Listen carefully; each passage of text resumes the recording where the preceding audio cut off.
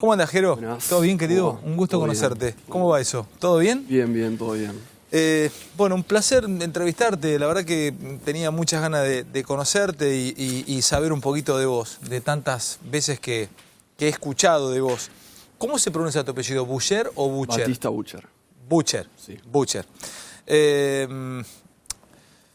Contame un poco de vos. ¿Tenés cuántos años? 21. Tenés 21 años. Estás estudiando 2 carreras, ¿no? Sí, centralmente biotecnología. Estoy en la Universidad Nacional de San Martín. Sí, y tenés biotecnología y también estudiás Ingeniería electrónica. Ingeniería electrónica. Vos llevás adelante un proyecto de reciclado, por lo menos de materiales. Estás pensando en el medio ambiente de acá a varios años con lo que pasa con los materiales que no se degradan. Por ejemplo, Exacto. un vaso de plástico, ¿cuánto tarda en degradarse? Sí, un vaso, por ejemplo, tarda cientos de años en degradarse. ¿Cuánto? Cientos de años. Cientos de años Exacto. en degradarse. El pequeño vasito con el que tomo café y lo arrojo que se escapa o se va, o alguien Sí. que lo tira, o incluso el que lo llevas al SEAMSE, lo meten debajo de la tierra y eso tarda 100 y pico años en degradarse. Sí, no, cientos de años. Y en realidad en sí, el plástico no es que termina de biodegradarse, no se reintegra a los ciclos de la naturaleza, sino que se va descomponiendo, se va partiendo en partes cada vez más chicas, y eso en realidad lo único que hace es invisibilizar el problema, pero va creciendo enormemente justamente la cantidad de residuos que Ahora, tenemos. vos tenés 21 años, ¿sos de dónde? De Vicente López. Sos de Vicente López. Resulta que te descubre el mundo, te eligen o te marcan como uno de los 100 futuros líderes mundiales, das un discurso frente a Angela Merkel, todo pasa tan rápido que de pronto la gente no lo recuerda. ¿Cómo fue eso y en qué contexto? Contame un poco. Sí, bueno, esto que mencionás, hace 2 años, en 2017, estuve representando a Argentina en lo que fue la Cumbre Mundial de Jóvenes del G20, que ese año fue allá en Alemania, y estuve trabajando en un comité de ambiente y cambio climático junto con delegados de todas las demás naciones que integraban este grupo, y estuvimos buscando llevarle las perspectivas de la juventud sobre estos temas a, en este caso, la canciller Angela Merkel. ¿Cuántos eran de Argentina? De Argentina fuimos 2 personas, pero trabajábamos en temas distintos. Yo estaba particularmente en este grupo de ambiente. Y escúchame, ¿y con quién te juntaste de otro? ¿Eran todos pibes de tu edad en el mundo? Sí, bueno, en realidad eran jóvenes, la mayoría eran un poco más grandes que yo, pero después, estuve trabajando en este grupo y después me eligieron para representarlos, dándole el discurso a la canciller Angela Merkel y, tener la posibilidad de ¿Eligieron interactuar para con ella. representarlos cuántos pibes? Exacto, eran 70 más o menos en total. ¿Todos del mundo? Exacto, Todos sí. pibes un poco más grandes, pero más o menos entre 20 y 30 años, que Sí. dicen que hable Jerónimo. O sea, vas a hablar vos ante Angela Merkel. Sí. A presentarle lo que estaban trabajando, lo que pensaban del mundo en el próximo tiempo. Exacto, sí. Ahí es donde me empieza a emocionar como argentino. Digo, bueno, en el caso aparece un pibe como vos, tomado como ejemplo, estamos en vivo, 12 y casi cuarto de la noche, yo te estoy charlando y conociéndote un poco más. ¿Qué te pasa cuando quedás frente a Angela Merkel? ¿Qué te ocurrió ahí? O sea, ¿cómo fue ese discurso? ¿Qué le dijiste? Sí, en realidad fue una situación que se dio un poco de sorpresa, porque desde que se anunció que iba a estar dando el discurso, después lo empecé a preparar, fue la noche anterior, y después de un momento para el otro ya estaba en la Cancillería Federal Alemana, en una sala de reuniones, junto a todos los demás delegados, a punto de transmitir ese mensaje, buscando que sea lo más contundente posible para poder llevar justamente esto que habíamos estado trabajando, que queríamos que llegue a los líderes mundiales. Ahí estás, en este momento, ahí estás. Exacto. ¿Lo das en inglés, al discurso? Sí. Lo diste en inglés. ¿Y quiénes estaban como, por ejemplo, qué otros gente que estudiaban, otros líderes, otros pibes de tu edad del mundo, por ejemplo? Sí, en realidad ahí en esta cumbre, como te decía, no solamente estábamos trabajando en temáticas ambientales, sino que había desde igualdad de género hasta digitalización, una variedad de temas distintos, y en cada grupo había gente que estudiaba desde temas de computación hasta relaciones internacionales, cosas muy diversas, la verdad. ¿Cómo te formás vos? Vos sos un pibe estudioso y curioso por naturaleza, venís de una familia de científicos, o sea, es algo que te nace internamente. ¿Quién te enseña o quién te marca? ¿Fue algún maestro? ¿Fue alguna maestra? ¿Fue algún compañero? ¿Cómo te fuiste convirtiendo en este pequeño gran líder que sos con 21 años que tenés? Sí, bueno, en realidad fue como de a poco me fui metiendo en distintas actividades, distintos programas. Apenas entré a la secundaria empecé a competir, por ejemplo, en olimpiadas de ciencia, de biología, que bueno, a nivel nacional, americano, internacional. Después tuve la posibilidad de estar fuiste a olimpiadas. ¿Cómo es una olimpiada de ciencia? Son instancias en las cuales uno, bueno, tiene que resolver pruebas, problemas de química, de física, de biología. ¿Entonces se compite con eso? Exacto, sí, estudiantes de todo el mundo y uno se va preparando como en paralelo a las materias de la escuela. ¿Y competiste en alguna olimpiada? Exacto, sí. ¿A nivel mundial? A nivel americano, internacional, estuve en la India. Pará, contame esas experiencias, me vuelven loco. ¿Qué edad tenías cuando competiste? Ahí en la India estuve a los 15 años, porque es todo, o sea, estudiante de la secundaria. Y era, bueno, un proceso de primero ir compitiendo a nivel nacional. O sea, fuiste clasificando. Bueno, ¿ganaste a nivel, primero ganaste en tu escuela? Sí, en la escuela, como la representación. ¿Qué escuela? La escuela ORT de Belgrano. La ORT de Belgrano. ¿De ahí dónde fuiste? De ahí la competencia nacional, que en ese caso era en Córdoba, en Mendoza, las organizan distintas universidades. ¿A quién le ganaste? ¿Te acordás a quién le ganaste? ¿A qué escuela? No, en realidad se compite, digamos, se resuelven las pruebas todos en paralelo. Listo. Y es por puntaje. ¿A nivel americano dónde ganaste? Y después se hizo la instancia americana, que ahí saqué medalla de bronce, por ejemplo, y después estuve representando a Argentina en la India. ¿A la India dónde fuiste? Estuve primero en Mumbai y después en la ciudad de Pune, que era, bueno, la sede principal de las Olimpiadas. ¿Sobre qué competiste? ¿Sobre qué trabajaste? Esto que te decía, eran todas pruebas teóricas y prácticas de distintos temas, de física, de química, de biología, problemas que uno tiene que ir resolviendo en un tiempo dado y bueno, y tiene que sacarlo lo más rápido y lo más efectivamente posible. Sí, una cosa, ¿qué consideras vos? ¿Vos te considerás un tipo inteligente o te considerás un tipo abnegado y laburante con los datos que vos vas recibiendo? O sea, ¿le metés más transpiración o lo metés más inspiración o ya tenés como un enano que te va cantando las respuestas adentro y es lo que se dice y es inteligente, ¿viste? El pibe es inteligente, pero hay muchos inteligentes que no llegan a nada. A ver, ¿cómo te consideras vos? ¿Cuál es tu secreto, Jero? En realidad, o sea, son temas que realmente me interesan muchísimo, que me fue apasionando, me fui metiendo, involucrando cada vez más en eso, y primero en las Olimpiadas, después en becas de investigación, como te decía, como para ir acercándome a todo este mundo de la investigación, y en realidad es, bueno, ir preparándose en paralelo, y después, bueno, poder desenvolverse de la mejor forma posible en esas instancias y aprovecharlas para crecer en la formación y en las oportunidades que van surgiendo a partir de eso también.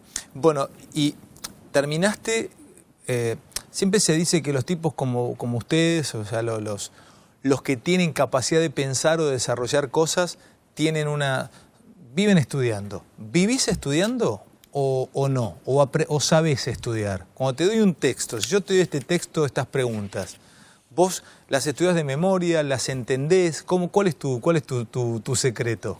Sí, qué sé yo, en general en temas que me interesa estudiar me gusta entender sobre todo la lógica, la forma de pensar, de entender esos sistemas, lo que uno estudia para poder internalizar eso y poder después aplicarlo. Sobre todo que es lo que más me interesa, de poder entender primero la ciencia, el conocimiento, poder internalizarlo, poder a partir de eso ver situaciones concretas, como en este caso proyectos a nivel ambiental, social, y poder a partir de eso generar aplicaciones, soluciones a estas cuestiones cotidianas. ¿El mundo hacia dónde va? Porque vos estás preocupado por que se disuelva rápidamente un vasito de plástico donde yo tomo café.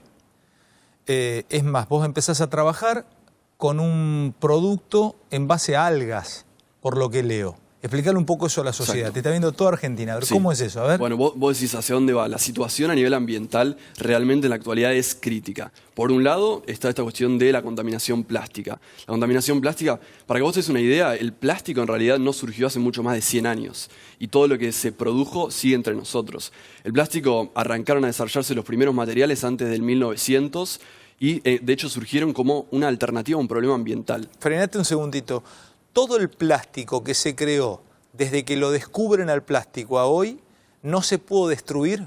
O sea, la taza de plástico que se hizo en 1914 para un combatiente de la Primera Guerra Mundial sigue en este mundo. Exacto.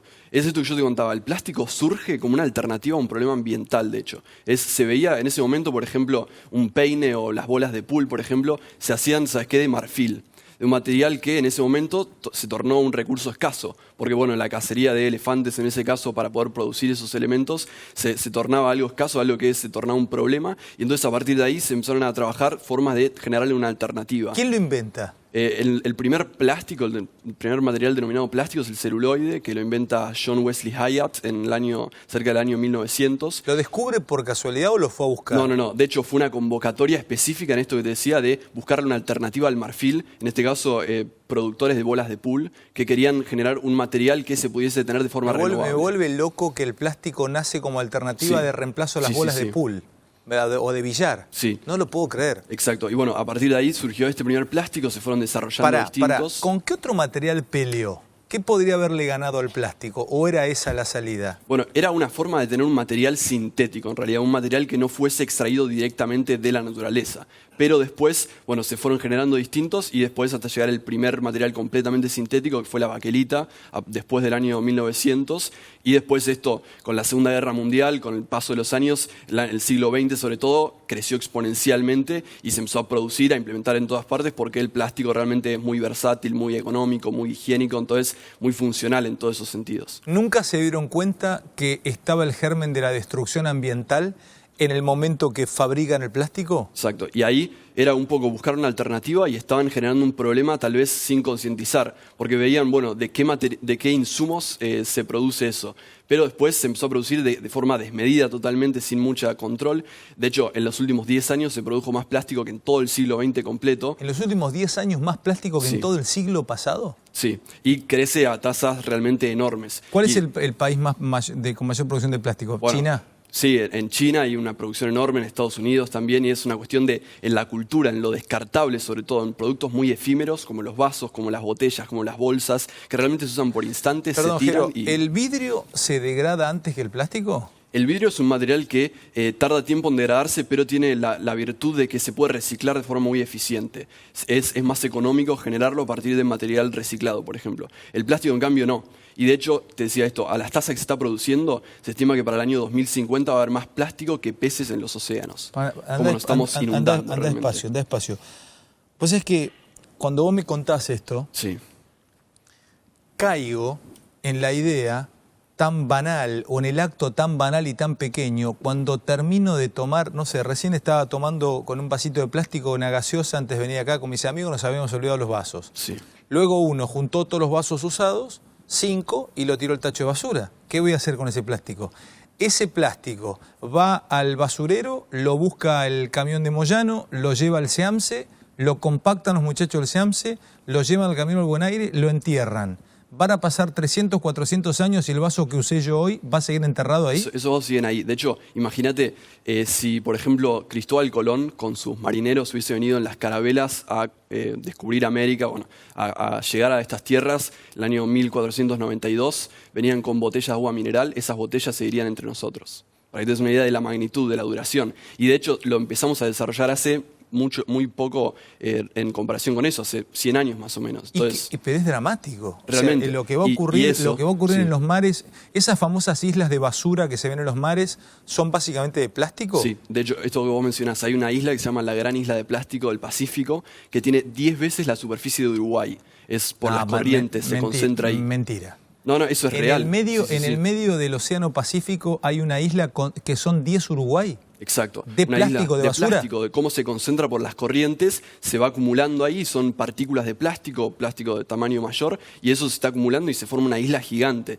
Y eso no solamente está ahí, sino que pasa al agua, no solo afecta a la vida marina, sino que está en lo que nosotros comemos, en el agua. Se encontró hace poco que más del 90% del agua mineral embotellada contiene micropartículas de plástico, porque se va descomponiendo cada vez partes más chicas, y eso no se sabe, de hecho, el efecto que tiene en nuestra salud, porque es muy reciente todo esto, que se concientiza. Y a todo esto un pibe como vos, argentino, 21 años, de Vicente López, un pibe con muchísimas inquietudes, decide buscarle una vuelta de tuerca a esto, a ver cómo doy mi pequeño grano de arena al mundo.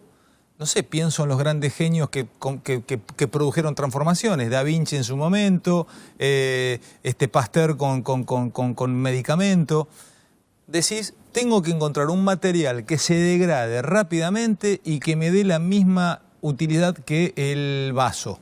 Por lo menos para tomar algo. No vas a poder hacer un material degradable rápidamente para un paragolpe porque me voy a degradar de acá a Rosario. Pero vayamos al vaso, por ejemplo. Sí. Contame qué pensaste vos y por qué pensaste las algas. Bueno, particularmente yo te decía, arranqué este proyecto cuando estaba en el último año de la escuela secundaria, hace ahora 3 años, y lo que veía era todos los días los dispensers de agua. Los chicos tomaban un trago de agua, tiraban estos vasos, y veía todos los días que los tachos de basura terminaban rebalsando de estos vasos de plástico. Y de eso te pones a concientizar, no solamente está en una escuela secundaria de la ciudad de Buenos Aires, sino que a nivel nacional se descartan anualmente más de 1.000 millones, crece enormemente a nivel global, son millones de toneladas que se generan constantemente por estar tirando algo que dura tanto tiempo de manera constante. Entonces, bueno, arranqué a pensar de qué forma se puede generar una alternativa a esto. Por un lado, primero investigando materiales, después la forma de producción, y entonces empecé a generar estas máquinas que producen y dispensan vasos biodegradables que se pueden descomponer en menos de 2 semanas. ¿Las máquinas las construiste vos? Exacto, sí, es un desarrollo en paralelo, primero trabajando en el material, a partir de extractos de algas, como bien decías. Extractos de algas. Sí. ¿De dónde sacas las algas? Son algas que se producen, que se usan muchas veces en distintas industrias, y en este caso es una composición mezclando distintos de estos insumos para generar un material que se degrada rápidamente. Y es un vaso como de ese material hecho por las algas. Exacto, sí, un vaso ¿Es que más o puede menos ser... ¿Ese es más o menos parecido a lo que estamos viendo? Una de las primeras versiones estamos viendo ahí. Ahí pareces un campeón de natación. ¿Todas esas medallas son de qué? De competencias, de esto que te decía, de olimpiadas, por ejemplo. De ciencia. Sí. Bueno, ¿este es un vaso parecido al que vos estás planteando? Sí, es una de las primeras versiones que desarrollé. Es una de las primeras versiones que desarrollas. Este vaso, me tomo un poquito de agua en este vaso, sí, me lo llevo... Pero, a ver, ¿resiste agua caliente este vaso? Sí, sí, también. ¿Me puedo tomar si quiero un tecito? ¿Me puedo tomar hasta un mate si quiero? Sí. Bueno, lo tiro. ¿En cuántos años se degrada? Se degrada en menos de 2 semanas este vaso. O sea, se descompone, la idea es eso, es tener la funcionalidad del plástico, ¿Se la degrada impermeabilidad. en menos sí. de 2 semanas? Sí, sí, sí. Y está pensado también para desafiar un poco el sistema de producción también, porque no es un vaso que vos vas a producir, a repartir, porque se degrada muy rápidamente. Entonces tenés una máquina que los produce in situ en el lugar donde se usan. Ah, o sea, se me degrada en una alacena. Claro, no puedo está pensado comprar, no puedo comprar y se me degrada cuando le eché agua. No, se va a degrada. degradar ahí. Se degrada. O sea, te dura un tiempo que lo puedes usar, un par de días, pero después, por ejemplo, uno lo puede dejar en la tierra o poner en compostaje, el tratamiento para residuos orgánicos, y va desapareciendo muy rápido. ¿Y no me contaminaría una maceta, por ejemplo? No, claro. O sea, de hecho son materiales que después se reintegran a la naturaleza, son fibras vegetales que van a servir justamente para la tierra. Pero escúchame, Jero,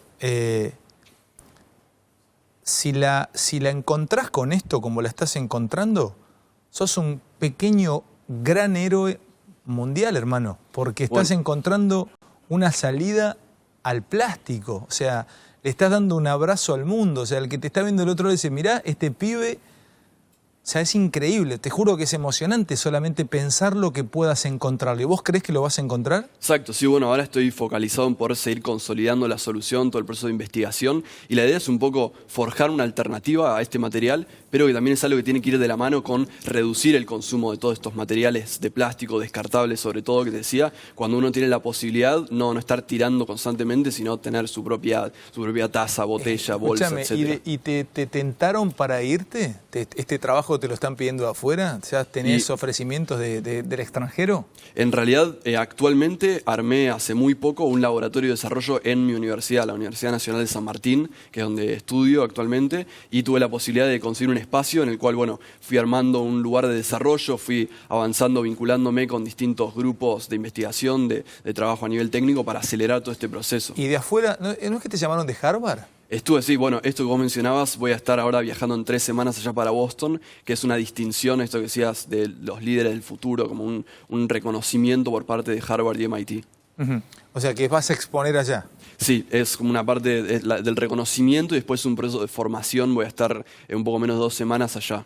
A mí me gustaría ver, mira, estoy leyendo, otra vez releyendo algunas partes de Antifrágil de Nassim Taleb, viste que es un estadístico, el tipo plantea distintas cuestiones y dice que hay un sesgo, por ejemplo, que todo el tiempo aplicamos y lo llama sesgo Harvard.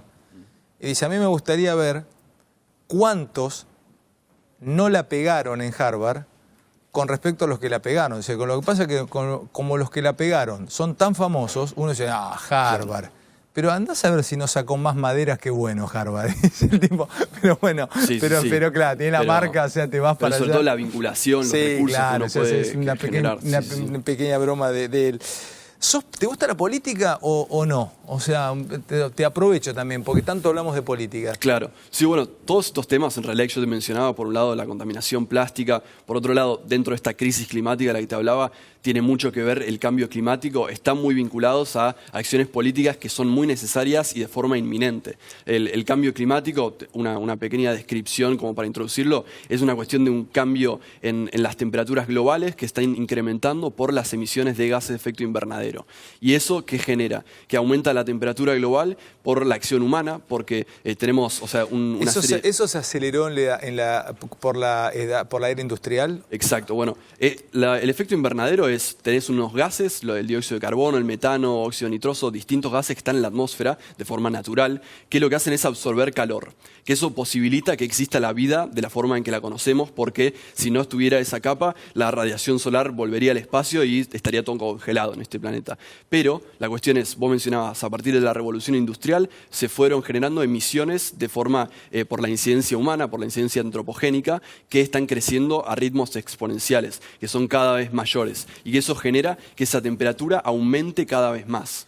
O sea que si todo lo que vos trabajás o investigás, ¿en cuántos años deberíamos estar tomándonos el pire del mundo? ¿Esto se termina en cuánto? Bueno, esta situación a nivel de cambio climático... Si esto siguiera así... Sí, se está, tornando cada vez más urgente. ¿Por qué? ¿Esto qué genera? El aumento de la temperatura promedio a nivel global genera olas de calor que llegan a ser letales, sequías, como la que vivimos acá en Argentina el año pasado, que tuvo perjuicios económicos enormes en la producción de alimentos. Sé que lo que estás diciendo, mucha huracanes. Gente que nos está viendo y decir...